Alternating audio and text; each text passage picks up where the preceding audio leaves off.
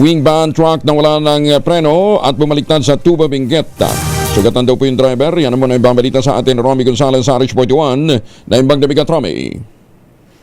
Nasugatan ang 46 anyos na truck driver matapos bumaligtad ang minamanehong truck sa Marcos Highway, Baliwan, Barangay Poblacion, Tuba Benguet kahapon ng umaga.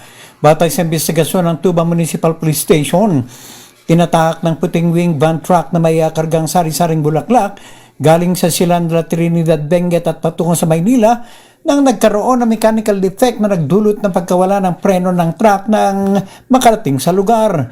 Nawala ng kontrol ang driver sa sakyan na humantong sa paglihis sa kabilang linya ng kalsada at humampas sa gilid ng riprap.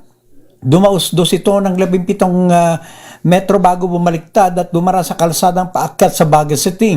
Mabilis na nagresponde mga personnel ng Tuba Bureau of Fire Protection, Tuba Municipal Disaster Risk Reduction Management Office, Baguio 911 on call at Tuba Municipal Police Station at nagsagawa ng rescue operation.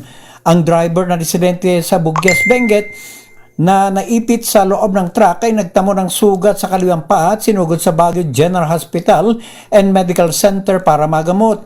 Ligtas na nakalabas naman sa truck ang 3 pahinante, edad 23 at 30 na residente sa Sadagbaong, La Trinidad at 29 anyos na residente sa Tinungdan, Itogon, Benguet.